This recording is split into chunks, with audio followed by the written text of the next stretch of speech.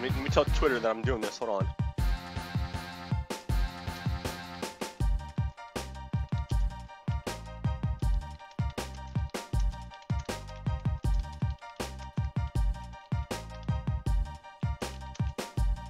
Okay, hold on. See, I'm telling everyone, right?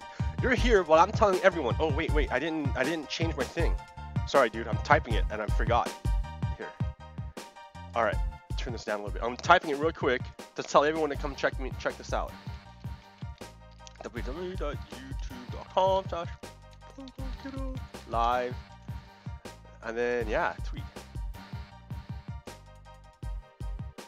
There we go. All right, here. Okay. Here we go.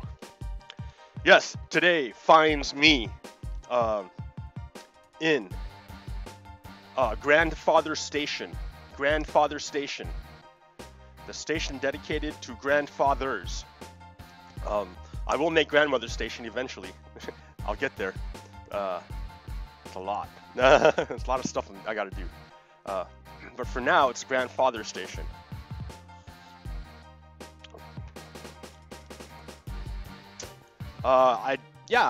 Because I want to honor the men and women, or the men, the men and women, the men and women who make up our grandfathers. Now, of course, there's an input from women, of course, but for right now, I'm gonna focus on the man part, the men.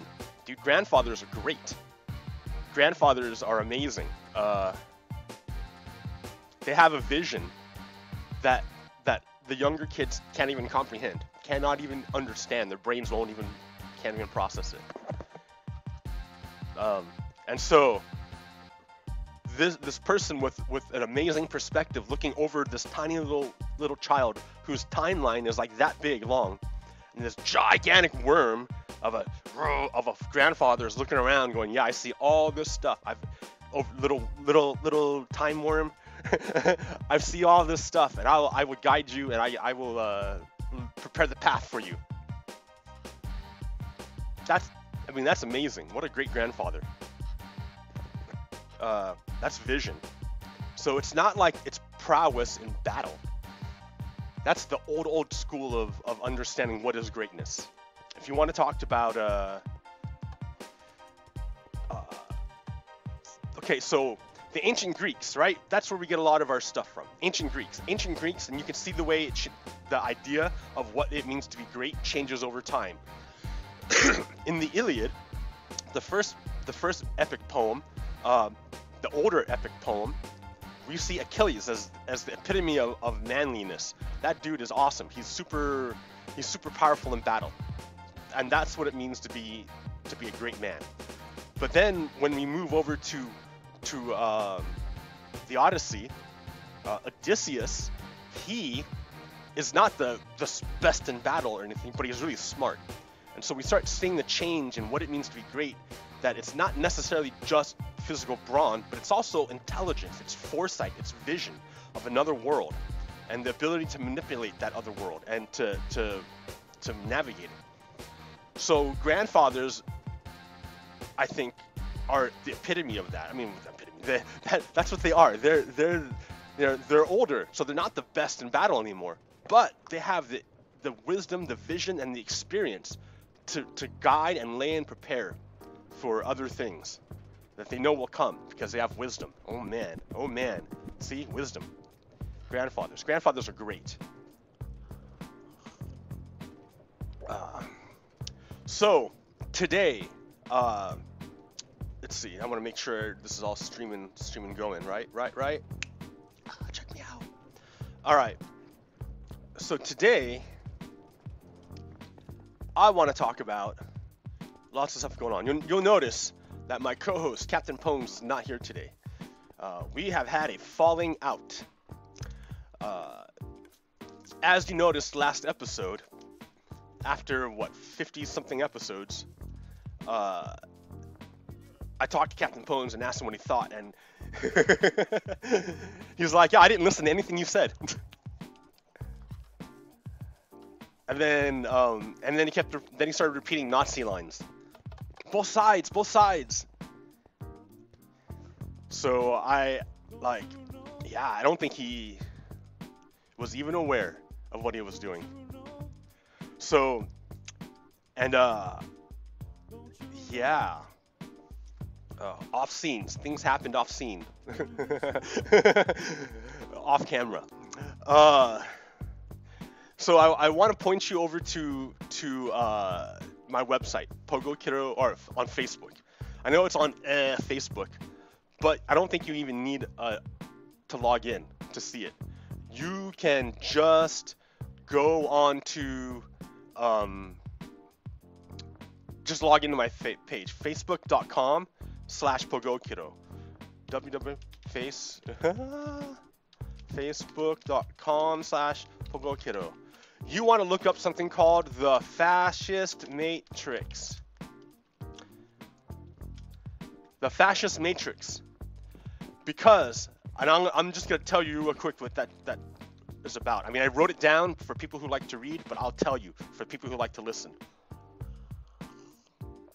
So what is the matrix? The matrix is just a bunch of, well, the way Morpheus calls it, he says the matrix is a system of control. Okay, I can buy that. The matrix is control, a way of controlling. I got that, a control. You could also look, well, is a system of control, but you could also look at the matrix as just a mode of expression, a way of expressing. Because we see what the matrix really is through Neo's eyes. When Neo looks at the code, he sees those green lines coming down, the code itself. And all those codes are just symbols. They're not the actual thing. They're just symbols. And so what happens is those symbols are displayed upon the screen, and then the screen, it's like it's translated by the program, the construct. Cypher says it, right? Because, okay, that scene where Cypher is looking, talking to the Matrix guys, and then Neo walks behind him and he freaks out, so he flips it real quick to a different code, but we can't tell. So, because it doesn't look any different to us, it just looks like green code. And Neo, he doesn't see, he just sees green code. And Neo says, hey, do you always look at it like that? He's like, oh yeah, the Matrix code? Yeah, there's just too much information to look at it, that's what it looks like unencoded, but like anymore, I can't even see it unencoded. I just see blonde, brunette, redhead. I don't see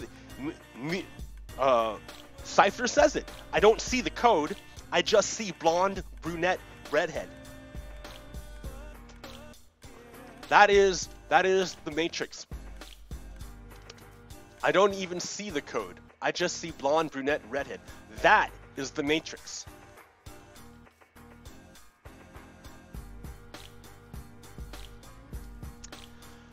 Okay. Because if you cannot see the code and you just see the projections of the code, then you act as if these projections are real. So then, if you can manipulate the code, or whatever, then you can manipulate someone's quote reality. Even though, or you recognize that the thing you're seeing is not really real. Like the spoon, there is no spoon. You recognize that it's just a projection. It's a projection. It's a reflection. The code that's coming out is just a reflection of you putting on your interpretation of what that code means. And that's why the spoon is able to be bent. Because if you recognize that the thing you're looking at in the social world is not actually real, it's just a projection of your interpretation, then you can change your interpretation or recognize the inherent contradictions. Then it looks like the thing out there is bending, but actually it's your idea of it that bends. I don't know if that makes sense to you, but I'm trying to clarify it. You gotta watch that video. Okay, so anyways, fine. The social world is a bunch of codes that people don't even see. That's why racism looks invisible to people who are plugged into it. They can't see it because they just see blonde, brunette, redhead, or Mexican, illegal, whatever, you know? They don't see it. They don't see the code. They just see the projections of the code. So in that way, they're asleep in the matrix. And the way that the Matrix lives, that mode of control lives, is through the human actions, right? That's how come they're plugged into it. By them saying those things and reproducing the code of the Matrix, they remake it every day, and they keep it going. That's why the Matrix needs humans to live. In that sense, I mean. I'm just being very broad with my analogies here. Okay, so then I want to keep going then. All right. So then when they say, well, what do you mean about control? Because Morpheus says control is about control. Well, look at it, right? In the social world, you only have so much ability to so much freedom before you bump into something like invisible. So sure, you can go outside and swing your arms around until you punch somebody, right? And then depending on who they are, you can maybe keep doing it. If they're a rich white dude and you're in the middle of city square, the cops are gonna arrest you like instantly. If you're on an underpass in the dark with a homeless guy and you start beating him up, like no one's gonna do anything. It kind of sucks. But that's the way it is, because the control comes from other humans. What happens is, whenever you're in a situation with other humans and you do something that is outside of social norms, other humans take notice, right? They're all, oh, they know. Their attention is drawn to it. And when their attention is drawn to it, then they unconsciously engage in, though they change, into agents of social control. And so they go and they say something, or they'll do something. If they see, for instance, if you're in the racist South and you're an interracial couple eating breakfast at a restaurant, and you're a racist white couple watching, and you just see it, the racist white couple changes into agents of social control and say, oh, look at them, and they start berating, and they'll start attacking the interracial couple. Let's see, I want to go I'm trying to get to the swamp. There we go.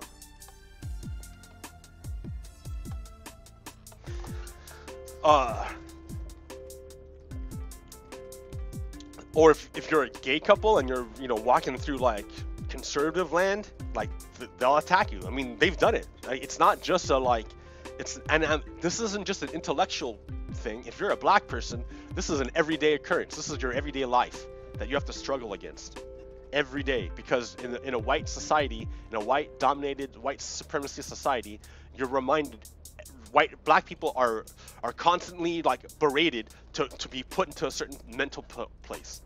And I guess it's called the sunken place, but I haven't watched that movie, so I can't say it. But yeah.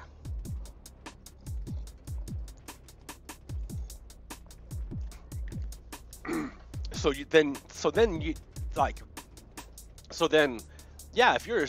you go around and you kill the human, the agent, the social control agent, like the way like Neo and Trinity, they just like they can kill agents. What happens is that the agent gets shot, and then they change back to who they are, which is a human. You just murdered a human. You just killed a human. The problem is the human. So what you see is that the human is only a vessel. It's only like an affected computer. And if you smash the computer, you don't kill the program. The program's still on the internet. You just broke the way the program, the virus, the computer the virus infected. Now the computer's trashed now. You could have like just cut off removed the virus and then kept the computer, but you smashed the computer instead. It's the same thing, right? So here, I'm taking this all the way back. So what happened between me and Captain Pones was that Captain Pones has been infected by an agent of social control. He doesn't know it because he's asleep in the Matrix. He doesn't recognize these patterns. He doesn't recognize anything. He just kind of reproduces it. He doesn't put any energy to it. So I've been trying to like uninstall the program off of him, the malware.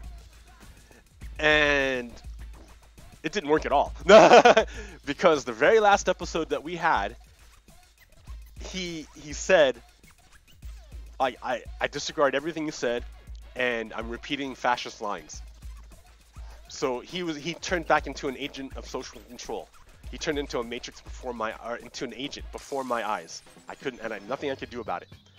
So if he cannot be saved, I have to like kill the agent, right?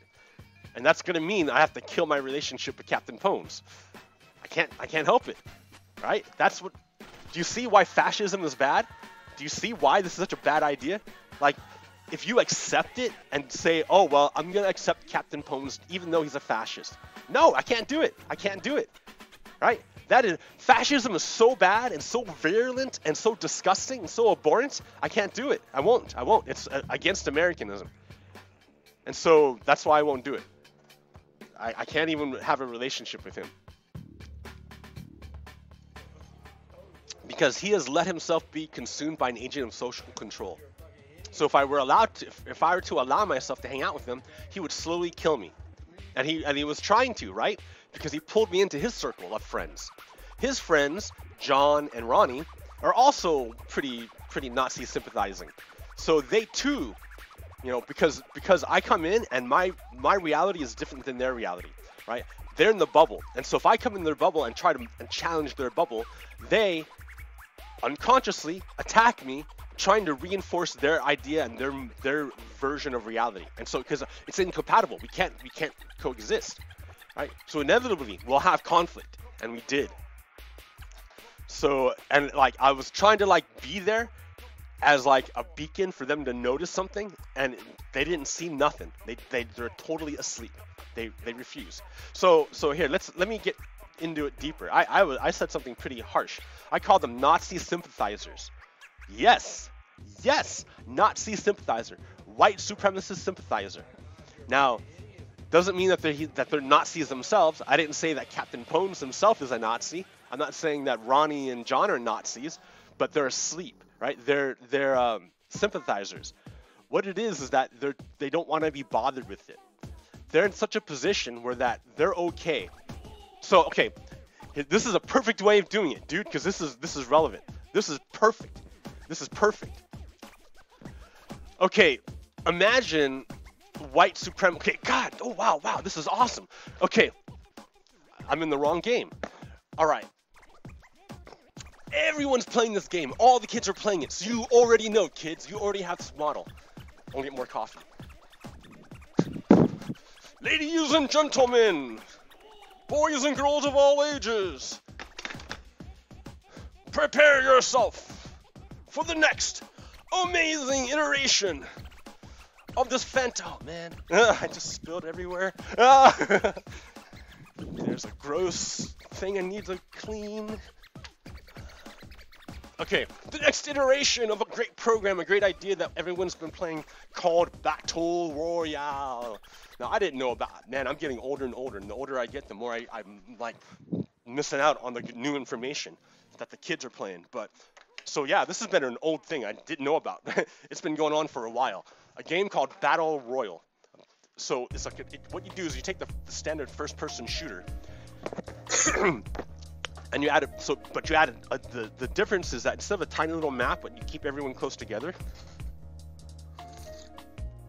Now we're able to make gigantic maps, huge maps, and then you let players drop in teams, drop their team down wherever they want on the map, and it's huge maps. It's like a bunch of maps stitched together to make one giant map. So you can run in between maps, and each location is really intricate. So then you have your big wide open areas for like open battles. So it's like, a really cool idea. And then what happens is a circle appears and starts shrinking down the circle, shrinking down. And if you're outside the circle, you take damage until you die. So that forces everyone to get closer and closer together and then start killing each other until there's only one group left, because the circle gets smaller and smaller and smaller. That is fascism. That right there, that is teaching you what is up with fascism. That is fascism. Think of the inside the circle as freedom, your freedom, what you can do. And think of as the circle collapses, everything outside the circle is not free. You're not free to do anything. You're a slave. Like, so your freedom starts dying. So you have to fight over that little area of freedom, because whoever's at the top you know, if I'm in the circle, I have all the guns. No one can come near me and challenge me because I'll kill you. So you have to stay outside the circle, and I get to stay inside the circle and have my freedom and not be damaged. I mean, that's exact. And then the circle gets smaller and smaller over time, right? That's what fascism is.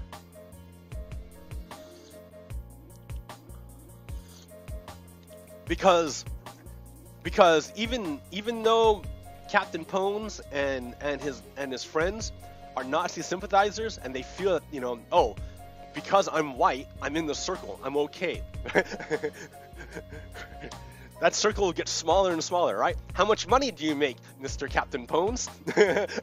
Because if you don't make a lot of money, guess where you live? Outside the circle, which I think is going to happen to him real quick.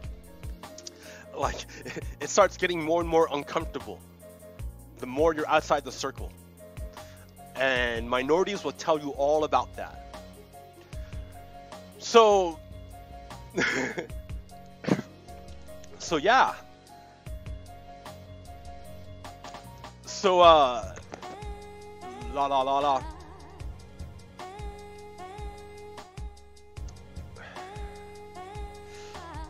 So that's the deal. I had to make a choice. I had to choose my team, and at that point, right? Am I gonna hang out with the so Nazi sympathizer.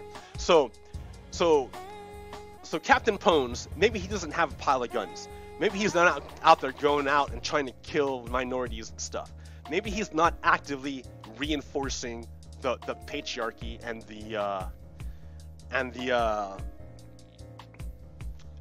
racism around him. Maybe he's not doing it. That's why he can say, I'm not racist. I don't say these things. I don't do any of that. But he gets all the benefits. He's a white male, right?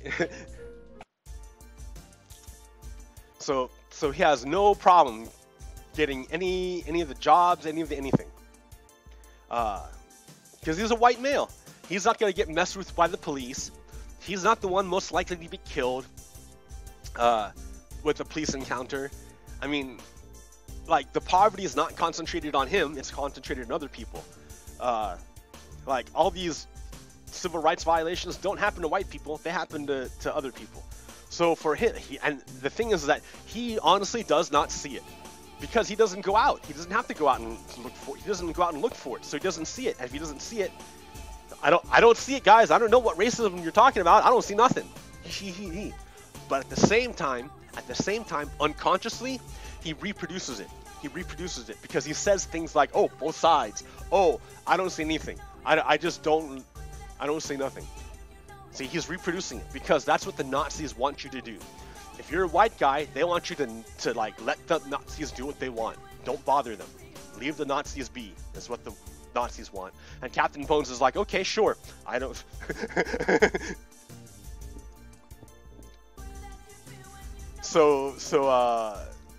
Yeah, dude. Yeah, it's serious, huh? It's no joke. I'm not messing around, am I? Right? Like, Captain Pones might have thought I was messing around. Like, he might have thought I was doing the streaming for a year with him for you know, fun. Like, talking all these nonsense things. Like, how many names did I pop off that he couldn't even follow, right? Did he think I was doing that for fun? Do you think that's just fun for me to do? I mean, it is kind of fun, but only in the sense that it's a fun duty to kill Nazis. Metaphorically speaking.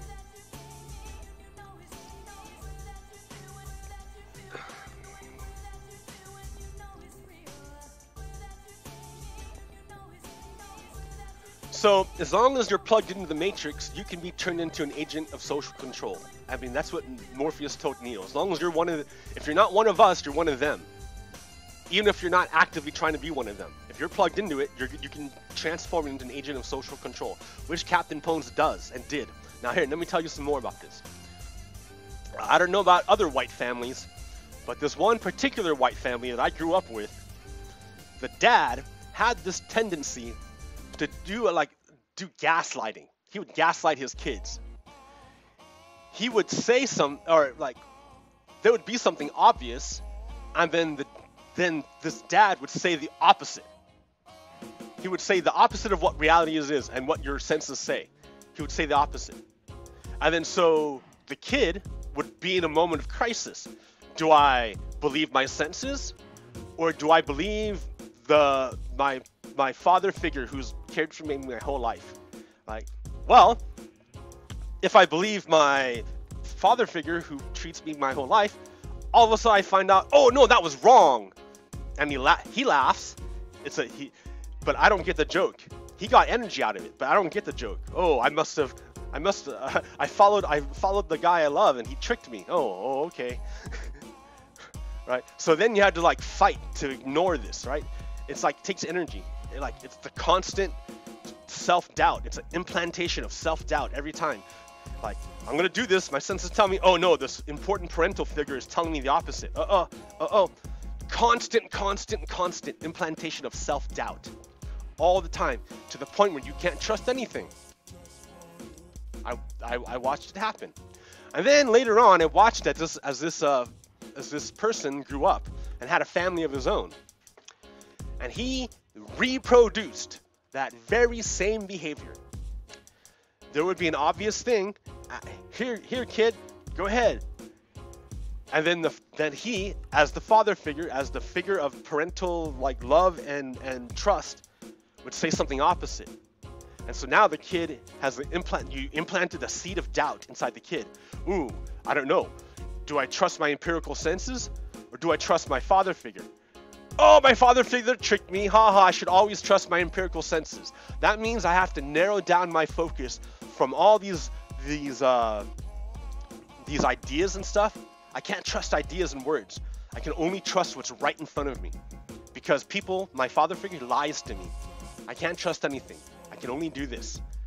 The father figure reproduces the mode of social control. Because if a person is like this, once you have a person who can't trust ideas and words, and they only trust their senses, when you have a person like that, they're easily manipulated.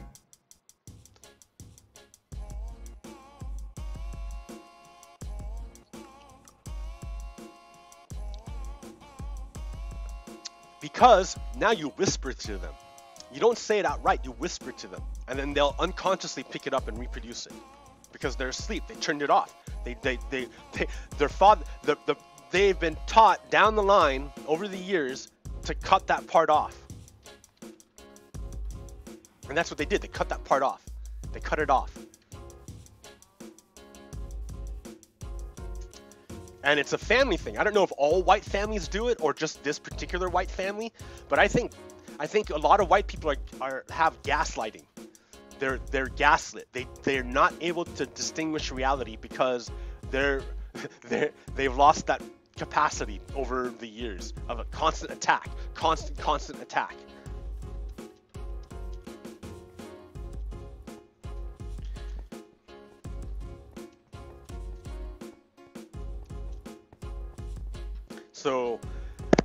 So yeah, things are going on, man. Do you see though? Like, it's a big deal. Like, it affects me personally. It's not now. I'm not talking just about concepts out there. Woo! No, this is like in my family. This is like in my life.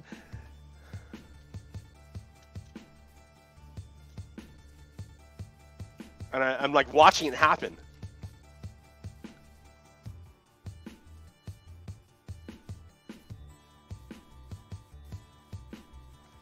I lost my train line. Where am I going here? There we go. Okay. How long was I going? How long was that rant? About a half hour. All right. All right. So yeah, check it out, guys. Seriously, check out my writing on the Matrix, the fascist Matrix. Because that's where we're at right now, and let me demonstrate. Captain Pones was saying, "Oh yeah, I only trust what Mother tells me." But what does Mueller tell him? I don't know. He doesn't know. He has no idea what Mueller says. Because he doesn't pay attention. But I'll tell you, there's a woman who just got, a UK person who just got subpoenaed by Mueller, named Brittany Kaiser. Brittany Kaiser was involved heavily in the Brexit thing. Do you know what Brexit is? Brexit is the idea that the UK is going to leave the European Union for some unknown reason. Oh, because of racist reasons. So, I gotta watch the clock here.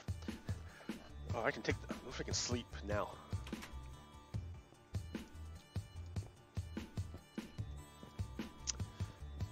Yeah, unknown racist, alright, so yeah, they,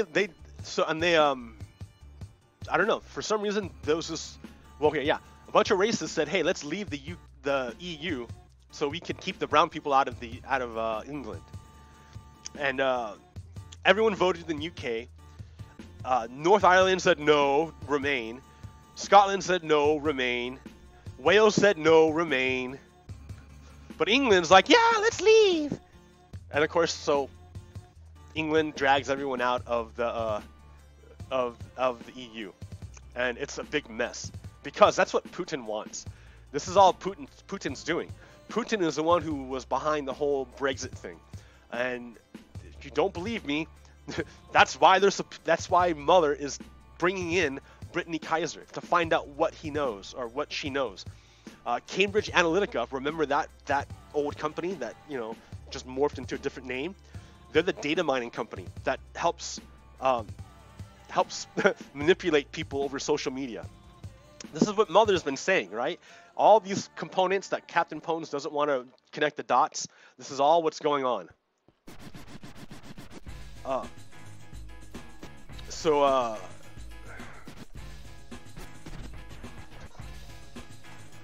More coffee. Garçon, coffee. Garçon means boy. Oh man.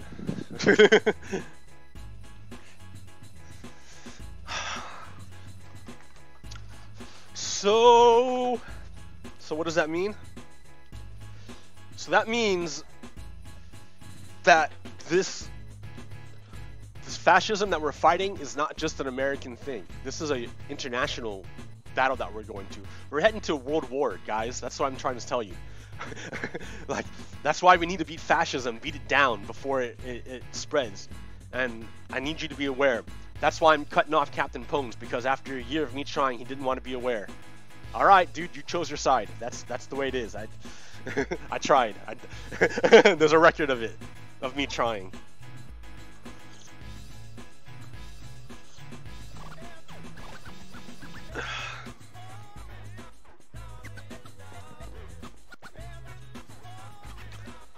So yeah, I just got the window here.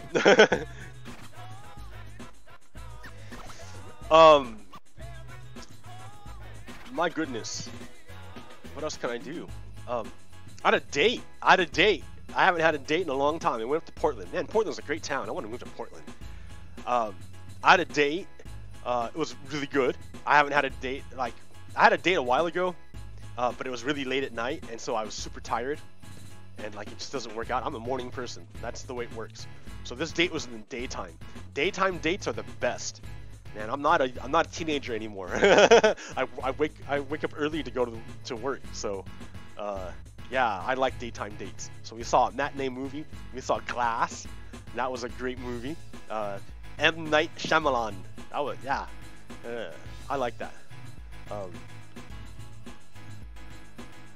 I mean, I don't think it broke any new ground, except for that it might have been a little poke outside to try to break the fourth wall.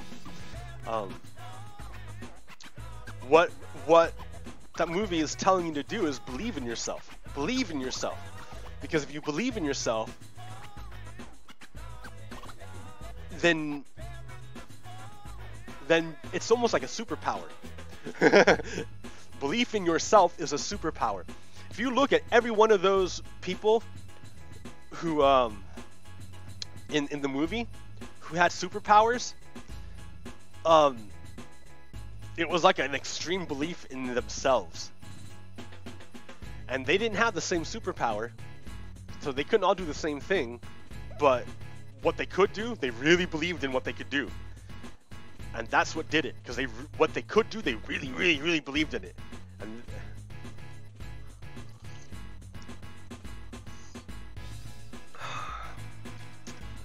this rain.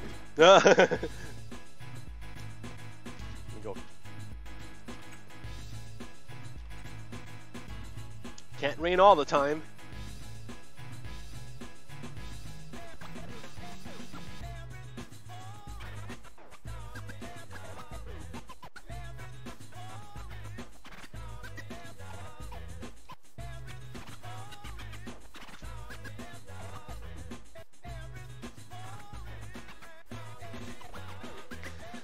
All right. Wow. Okay. This turned into a lot more than... I just kind of like the way it kind of sprung up, all right? If you look at the history of this thing, it started as a hole in the ground down there. I made this little thing, and then I built this thing on top, and then I built these giant train lines. Then I built this bridge. I mean, like, it just keeps growing. I love it. I love it. Growing and expanding. The more you hang out in a spot, the better it gets. Yeah, so we watched this movie. We had an extreme belief in yourself. And then, so think about the dialectics of that idea, all right?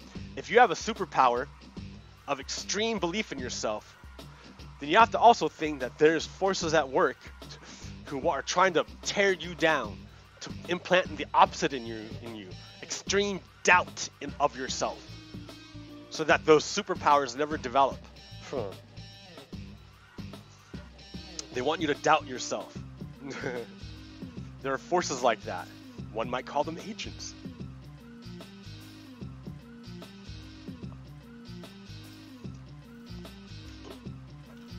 I mean, it's the same story, guys, just, you know, with different colors every time. I don't know, I mean, like, I almost want to say there's only one story, and that there's many iterations of it, but it's always the same story.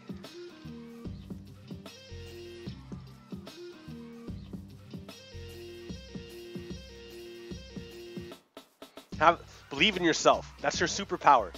Because whatever it is that you do, that is your thing, believe that that thing that you do is a superpower.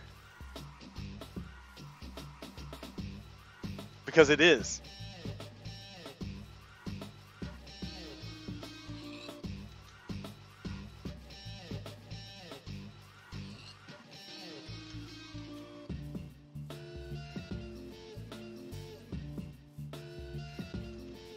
Walking around the swamp in the rain. Never mind, I'll ignore the pain. Check me out, I got no shame. I can't sing, but I do it just the same.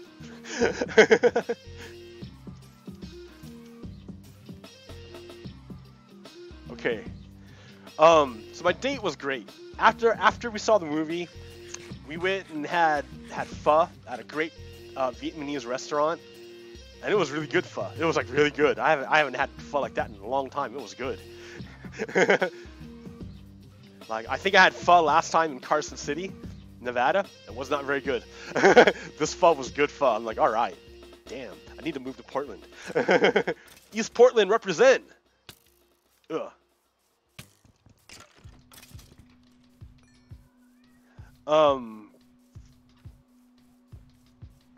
Yeah, dude, and then we had a great conversation. And it's so nice talking with smart people who've taken the time to like read books. It's just fun. It's just so much nicer because like a lot of times like there's only so much history. So a lot of times you guys will know the same story in history, but you have different pictures of it. So it's fun to compare the pictures. You have the same thing in history or of ideas. Like, that's just great. I like that. It's hard to do. It's like so I guess that's connecting with people. The more you can levels and more ways you can connect with people, the better it is. Oh man, leave me alone.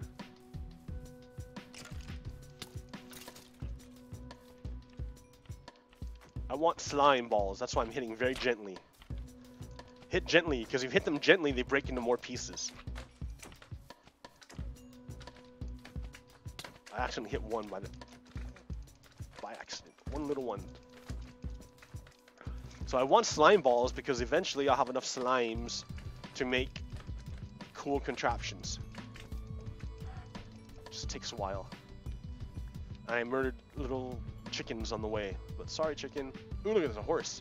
A horsey. What are you doing here, horsey? Okay. Man, but it was just neat because it's in a way we have taken. It's like we've both done scouting, right? We've both gone out across the landscape in different directions, and then we come back and we're all, hey, what's up, and we make sure that like we're on the same wavelength, and then we're like, all right, cool, what's your map look like? And then we compare maps. And it's neat because now I have a copy of her map, or like a rough outline, and she has a rough outline of my map. And then our understandings have grown. Like so it's good, it's neat. I dig education, guys. That's what I'm saying.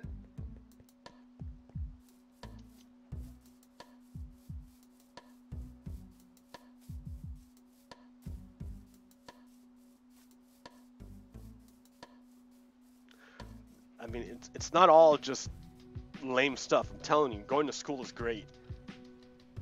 And the more you can do it, the better.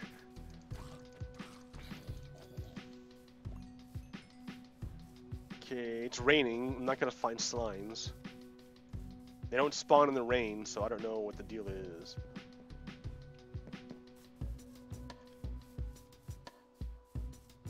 I see you, Mr. Spider, in the dark, coming for me, huh? Okay.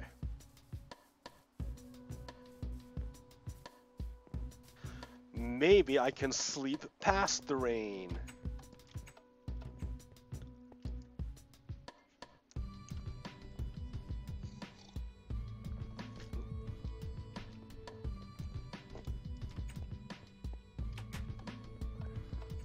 Daytime, yes, but now it's daytime.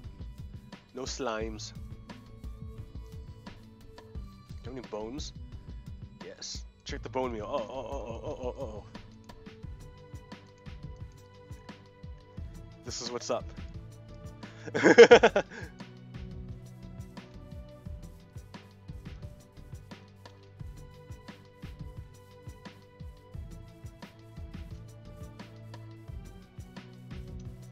Oh wait, here. Okay, I know what else to do.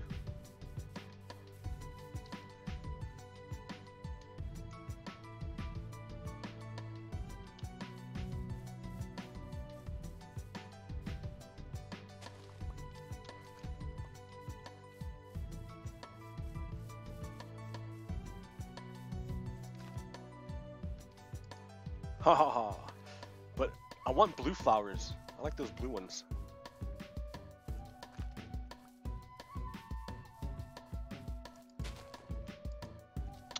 I cannot make more blue flowers. Oh, there it goes. Yeah. Nice.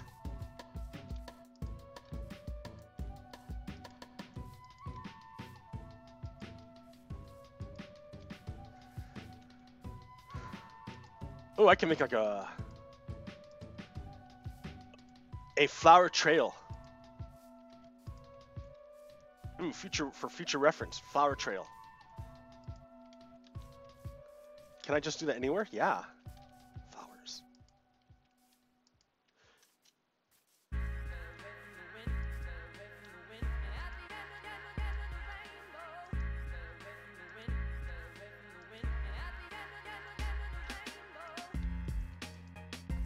Yeah, buddy.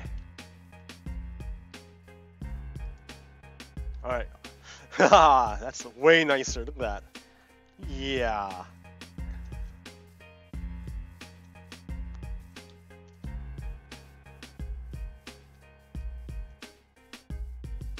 All right. So, what else do I want to talk about? Well, what's happened in the Mueller investigation so far? Paul Manafort was trying to split apart 2 court cases. He didn't want his court case attached to another court case because he's saying, oh, because we're not related. But in like they had a bunch of filings, and the judge said, no, you're gonna be stuck to this court case because you are related, because you had contact with this Russian guy, Klimlik or something, Kimlik. That means your cases are related. That means there's Russia is involved in the Trump campaign, is what this comes down to saying. That's like your direct evidence of collusion, of conspiracy. Like they're in the same court case because Manafort was involved in espionage with the Russians against America. Big deal, man. Big deal. This is a big deal. At the same time, oh yeah, dude, this is hilarious. All right, so so Trump declared a national emergency to Trump declared a national emergency so he could get around Congress to build a wall. Like he could not build his wall. Congress wouldn't give him the money to build his wall, but he doesn't care about the Constitution. So he's saying, I'm going to ignore Congress and take unilateral action and declare an emergency because that's my power. As an executive, I have the power to declare an emergency. And so that's what and when I have emergency powers, I can do great things with emergency powers. So he declared an emergency at the border. He says there's a great emergency at the border. At the end of his speech, he said, but I didn't need to do this. I didn't need to declare an emergency. I just wanted to declare an emergency to make my wall happen faster. He said that at the end of the speech. He said, I don't need to, it's not an emergency. I just want my wall faster. Then, after that speech, he got on a plane, and he flew the plane to Mar-a-Lago, which is his private-owned hotel, which brings all the government hotel people to come there. They have to rent rooms from him. So he's making the government, federal government, taxpayers pay money directly to him, privately, to his private bank account, because he's the president and makes the government go there. Because it's an emergency. And the next day, he had an emergency golf course where he ate an emergency omelet at the emergency omelet bar over there. You see how emergency it is? Look how hard he's working, guys. Look how much of an emergency. It's such a dire situation at the border that he has to play golf on Saturday morning and have a nice omelet at the omelet bar. That's how dangerous it is at his own private resort. That's how emergency it is. So he's so what am I talking about? I'm talking about gaslighting. That's what white people do to their kids. Right? Remember I was talking to you? White families gaslight their own kids. And those kids grow up to gaslight their kids and spouses. It's a form of mental abuse. It's a way that white people get controlled. It's like installing the port in the back of their head. All the white families do it to their kids.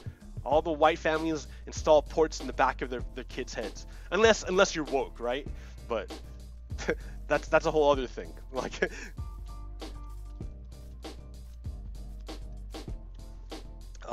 because even the most woke white person is still gonna have problems, and still like even I still have things with me that I don't see, or behaviors that I reproduce that I ought not to. Even I still do it. Case in point. So I was on Facebook, battling Facebook trolls and ignorance, and I found out that it's really exhausting, because that's what the Russian military wants you to become tired, and wants you to give up and lose hope and don't even pay attention. So the Nazis can just do what they want to do, and you just give up. Well, no, don't give up. All right, that's why I'm on there and I fight, and I put out, I'm constantly broadcasting good messages. But it's tiring and it's really hard for me. I found out Bernie Sanders is doing the same thing on Twitter.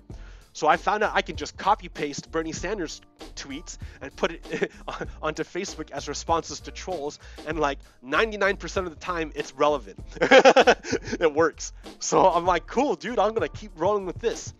But I made a mistake. A few times I copy pasted the tweets, not of Bernie Sanders, but of private citizens. This one named Marcy Wheeler, Empty Wheel. I copy pasted her tweet into Facebook and pressed entered. What does that mean? Why is that such a bad thing? Because I don't know if I attributed it to her. I don't know if I linked it back to her. So what that is that's her intellectual property, her essence, her words that I lifted and I copied and I said, I made it. I didn't say it, but I implied it because I didn't. It's my name is there, like, and it then those words come out, and I don't know if I linked back to her website. This is bad. This is bad, Rob. Because Marcy Wheeler is independent. She's not working for a company. She's not working for the government. She's not working for the man. She's independent. She's like a Fremen. She's like her own person out there in the harsh environment of capitalism in America, and she's trying to make it on her own in the harsh environment of capitalism in America. And that means like she has to scramble for her own money, her own energy, and she has her own website that she has to maintain and support. So it's not cool for me to just lift her content without pointing back to her. Bad Rob. Bad Rob. So I'm sorry. Everyone look at Marcy Wheeler. She's amazing. She has her own website, emptywheel.net. Empty Wheel. She's so smart, and she writes such great things, and she has so much information and insights into things that I can't even notice. So don't steal people's content. But if they're politicians, hell yeah, take that stuff. So I love Bernie Sanders. I want to reproduce his stuff everywhere. I think he's great. And here's the thing, I had a Twitter argument with a woman named Leah McCarthy or something. She's a white, she's a liberal feminist, and I guess a pretty prolific tweeter. I liked listening to her because she had some good information and good insights on stuff. But then came the State of the Union, and Stacey Abrams was going to give the Democratic response right after the State of the Union, which is like cool. All right, cool. I'm down with Stacey Abrams. She's great. And then Bernie Sanders said, all right, cool. After Stacey Abrams goes on, after her, I'm going to go on and I'm going to say mine because I'm running for president. I'm going to go on, I'm going to say my stuff. And then Kamala Harris, she said, like, cool. Before the State of the Union, I'm going to talk about the State of the Union. Let's give my pre-response to the State of the Union. Kamala Harris. This is loud.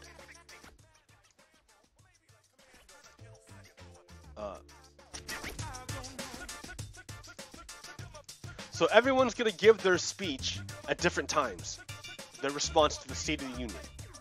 Well, this Leia woman on Twitter, who banned me, she and her ilk started like viciously attacking Bernie Sanders. Oh, Bernie Sanders, you're terrible. You're trying to throw the election to Trump again. You're just terrible. You're the one who defeated. You're the reason why Hillary Clinton lost. You're terrible. We hate you, Bernie Sanders. We hate you. And I'm like, what? He's like, yeah, how dare you go on after Stacey Abrams? That's terrible. You're trying to take away from Stacey Abrams. You're trying to destroy Stacey Abrams, delegitimize Stacey Abrams. And I'm like, what? And I'm like, yeah, because they're going on after Stacey Abrams. I'm like, dude, I love Bernie Sanders. I don't think that's wrong of him. But if that's how you feel, okay. But you must feel the same way about Kamala Harris because she's doing the same thing. She's another person who's not Stacey Abrams, who's also giving her response to the, who's also running for president, who's also giving her response to the State of the Union, who's also not going on at the same time as Stacey Abrams. So you must hate Kamala Harris at the same time. So this Leah woman's like, oh yeah, sure, look at this tweet over here. See, I don't like her either. I'm like, all right, great. So we have an understanding. You hate these two people the same for doing the same thing. You think it's the same thing. It's people who aren't Stacey Abrams giving a response to the State of the Union, not at the same time as Stacey Abrams. That's why they're bad.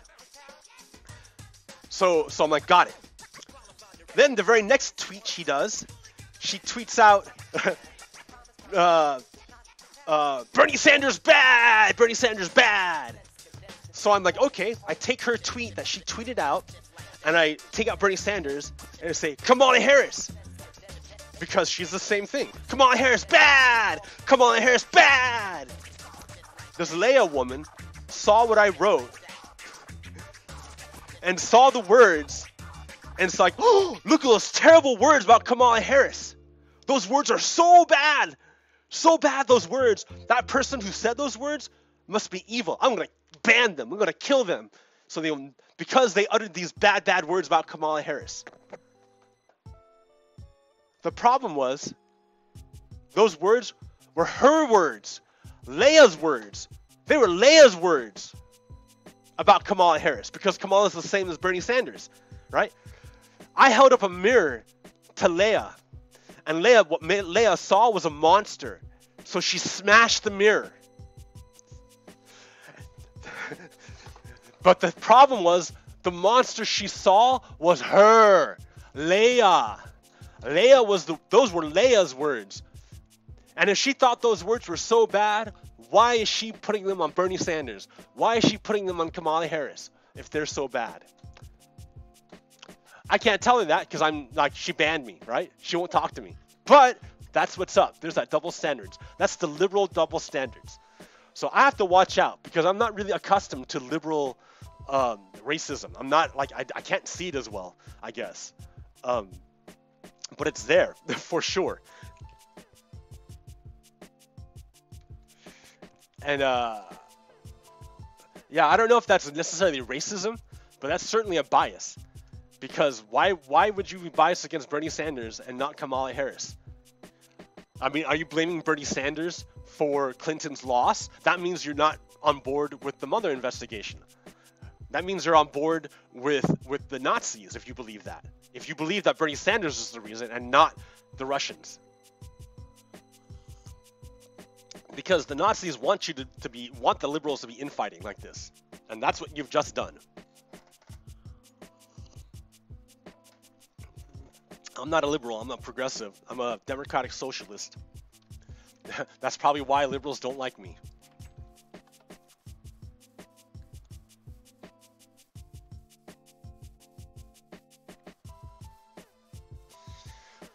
So there's that.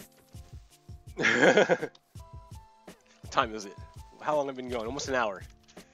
Good, nice long hour. The way it normally goes. Alright. What else do I got to talk about? Donald Trump's emergency powers. That's right, I was riffing on that. That's going to get defeated, but that's not the point. The point is that it's a very fascist move. It's a very, like, that's what Hitler does. Hitler just declares national emergencies for no reason. So, what I'm saying is pay attention, guys, because, like, people don't want to believe this, and I'm telling you it's going to happen. When it's time for Donald to leave office, time for him to be removed or voted out or whatever, he's not going to leave. He's not going to do it. He's going to call his people and say, there was he's going to say, deep state is removing me. There's a deep state coup. Come save me, patriots. Get your guns.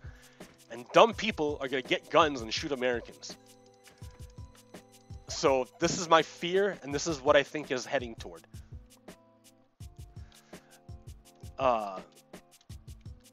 And we see it happening more and more every day, because he does more and more of these illegal unilateral moves, and so when he gets checked on it, he's gonna call us horde. He just reinforces his horde every time he does it. And that's what it is. It's a horde, right? Because they're not conscious of it. They just follow the one guy, right? Which is the Donald Trump. That's who they follow. They're not really conscious of you know, of any kind of... The hell? Did you just hit me, Enderman? Dude.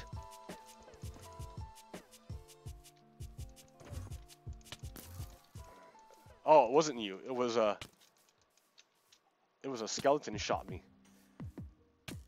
All right, what's going on? All right, there's a skeleton.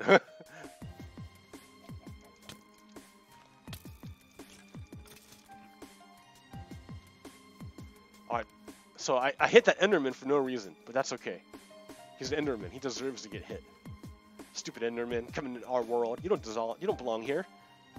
Trying to take our stuff and go back to your world with it to better enslave our people. Forget you!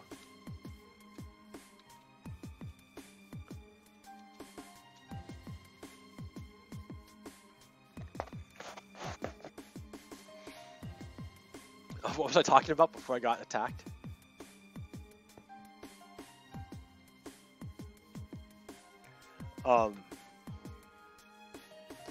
Yeah, big things going on. It's no joke. It's not a joke. It's not to be taken lightly. Things are pretty serious. And if I cannot convert my own cousin after a year, then you know stuff is pretty serious. You might want to start making lists of people to watch.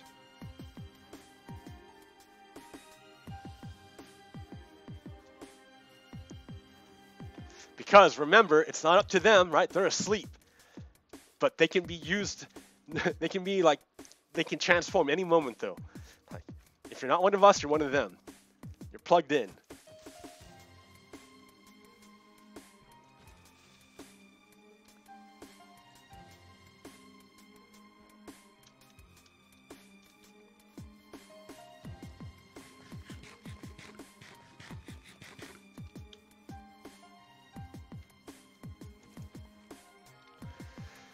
All right, guys. So 1 hour. I think that is excellent.